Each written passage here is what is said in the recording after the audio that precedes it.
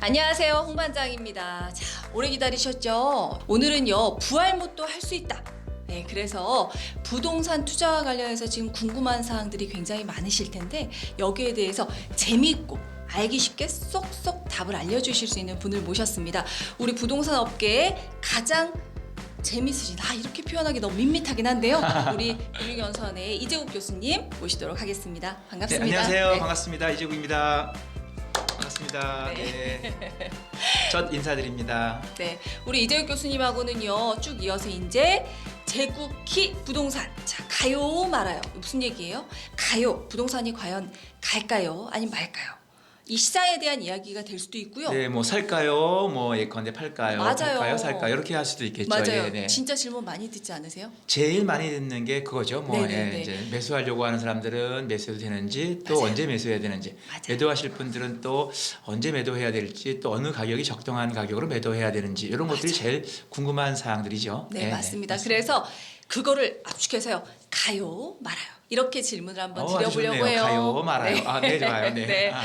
마음에 드세요? 네, 마음에 드십니다. 네, 네, 네. 알겠습니다. 네. 센스 떨어지는 홍반장이 이름 지었는데 다행이에요. 네, 마음에 드신다니까. 자, 오늘은 그래서 그 첫 번째로요. 네, 네. 이런 질문 한번 드려보고 싶어요. 지금 일생일대에 가장 중요한 결혼을 앞둔 오, 친구들이 있거든요. 네. 그래서 이 친구들이 내 집을 마련을 하고 싶은데 집을 사는 게 맞는지 또 산다면 무리를 해서 사는 게 맞는지 아니면 좀 기다리는 게 맞을지 이런 고민을 하고 있는 친구들도 네. 많을 것 같아요. 그래서 이런 분들한테 제가 전문가는 아니지만 나름의 답을 드리긴 했지만 제가 정말 우리 전문가 모시고 명쾌한 답을 좀 들어봤으면 좋겠어요. 여러분들의 의사결정 내리는데 도움이 되는 이런 말씀을 해주셨으면 좋겠습니다. 네. 자, 우리 질문의 요지는 뭐냐면 결혼을 하려고 하는데 그다음에 집을 지금 어느 시점에서 내 집 마련을 해야 되느냐 이게 아마 포인트인 것 같아요. 맞아요. 네, 그래서 네. 일단 대한민국에서 살아가기 위해서는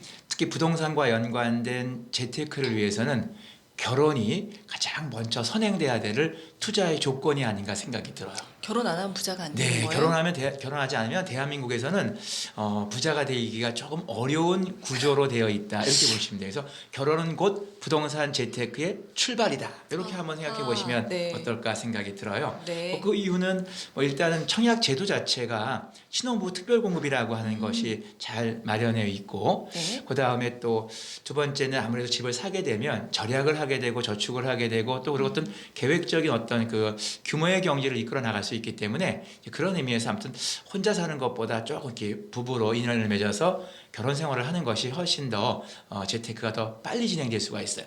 제가 간혹가다 강의하다 보면 네네. 특히 신입사원들 대상으로 결혼하기 네네. 전에 있는 분들한테 결혼은 곧 부동산과 밀접하다고 얘기하면 네. 이렇게 반응을 내. 나 혼자 먹고 살기도 힘들어 죽겠는데. 그런 생각 진짜 많이 할 것 같아요. 어떻게 내가 배우자랑 또 혹시나 자녀들이랑 어떻게 이 험한 세상을 살아가느냐라고 질문하시는 분들이 있는데요. 맞아요. 실제로 제가 보면은 대한민국에서는 결혼하는 것이 훨씬 더 재테크를 빠르게 갈 수도 있고 또 그리고 더 훨씬 더 빨리 안정될 수 있는 상황으로 여러 가지가 준비되어 있기 때문에 자, 여러분들 꼭 결혼은 꼭 하십사 부탁을 드리고 결혼은 곧 부동산의 출발이다라는 거 꼭 명심해 줬으면 좋겠어요. 결혼하시라고요? 네.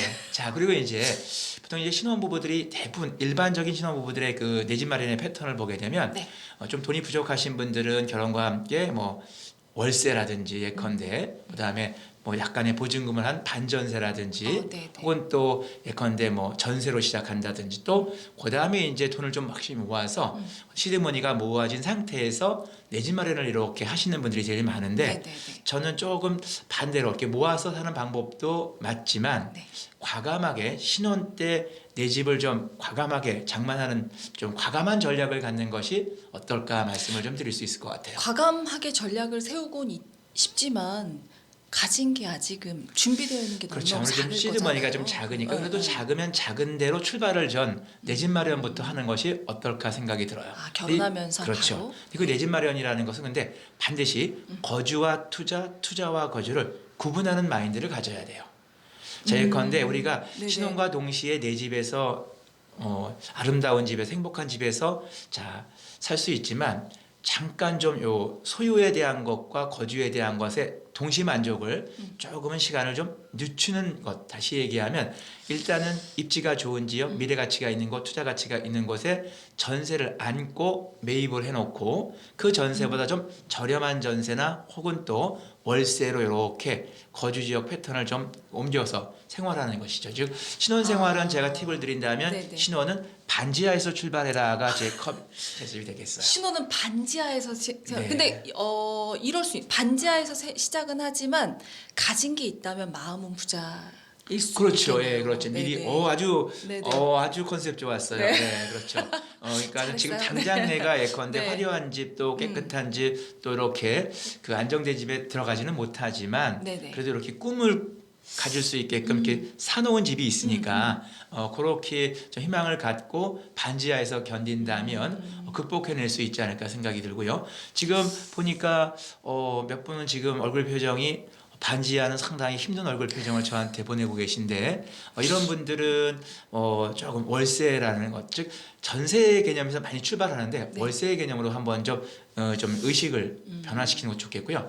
또 하나 조금 어려운 부탁인데 네. 조금 어려운 부탁인데 네. 혹시 지금 요 유튜브를 시청하시는 분들 혹시나 결혼을 앞두고 있는 분들이 혹시나 장모님이 계시다면 네. 제가 볼 때는 장모님에게 빌부터 사는 방법도 한번 좀 생각해 보시면 어떨까 생각이 들어요. 즉 거주의 비용을 최소화시키라는 것이 제 투자 전략의 첫 번째다. 이렇게 볼 수 있겠습니다. 빌부터 사는 게 최고의 전략이다. 예, 네. 굉장히 산뜻한, 굉장히 색다른 답을 감사해요. 저기 주셨는데요. 부족한 걸 또 이렇게 네. 산뜻하게 또 표현해줘서 포장해줘서 감사를 드려요. 근데 시댁 가서 빌부터 사는 건 어때요? 그것도 아주 좋은 방법이죠. 시댁이든 예컨대 하여튼간에 저는 거주의 비용을 최소화시키는 것이 주된 어떤 그 투자의 마인드다. 이렇게 좀 제가 강조드리고 싶고요. 거주의 비용을 최소화해라. 그렇죠. 네네. 예. 그러면서 이제 보통들 이제 신혼 때 꿈이 큰 집들을 많이 꿈꾸세요. 그렇죠. 우리가 흔히 얘기하는 주거 전용 면적으로 따졌을 때 84제곱미터 한 30평대 정도 이렇게 꿈을 꾸시는 분들이 많고 또 59제곱미터 우리가 전용 면적으로 얘기했을 때 흔히 분양평수 25평 정도 이렇게 하시는데 저는 신혼부부들은 조금 시드머니가 부족하신 분들도 넉넉하다 할지라도 대출을 좀 적게 받는 범주 내에서 10평대 아파트 즉 역세권 위주의 소형 10평대 아파트들이 생각보다 많아요.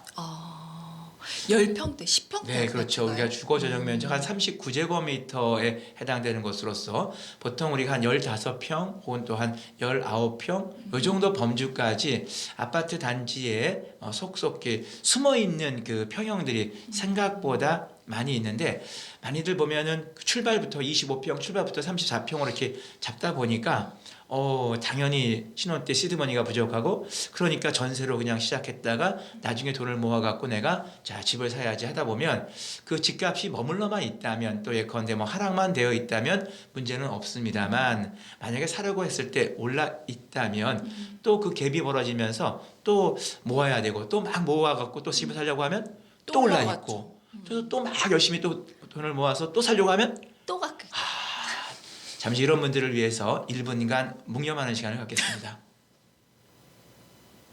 바로 네. 네.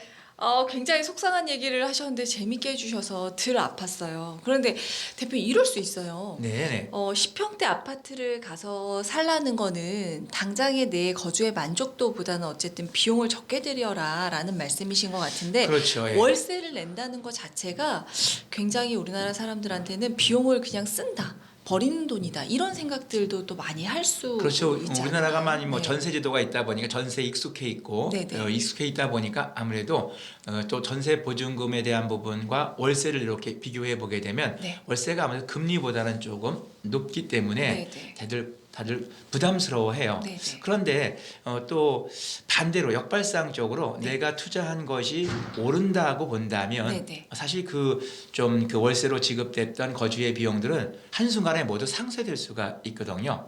그런 의미에서 좀 역발상적인 측면을 해보면 어떨까 생각이 들고요. 네네. 그리고 우리나라는 일가구 1주택 같은 경우는 9억 원 이하까지는 그 비과세가 적용이 돼요. 2년 맞죠. 거주만 하게 되면 네. 9억 원 까지는 비과세 요건이 있기 때문에 양도세가 그렇죠. 비과세되는. 그러니까는 네네. 집을 사놓고 어느 정도 요건 돼서 다시 전세를 내보낸 다음에 거주를 한 2년 정도만 하고 나면 네네. 그 혹시나 뭐 투자해서 상승분에 대한 부분은 세금을 하나도 안 내는 비과세를 받을 수가 있거든요. 그러니까 빨리 그 뭐랄까 한번 집을 그 투자했다가 몇 년 후에 9억 원 이하의 범주 내에서 팔았을 때 비과세를 받을 수 있고 네네. 그러다 보면 이제 아무래도 좀 더 시드머니가 좀 많아지겠죠. 그러면 이제 그때부터는 좀 더 여러분들이 좀 입지가 좋은 곳 또 여러분들이 원하는 곳 희망하는 곳으로 좀 더 자유롭게 옮겨가실 수가 있게 되겠죠. 그래서 좀 발판을 만드는 작업 이런 것들을 좀 신혼 때 여러분들이 준비하시면 어떨까 생각이 들어요.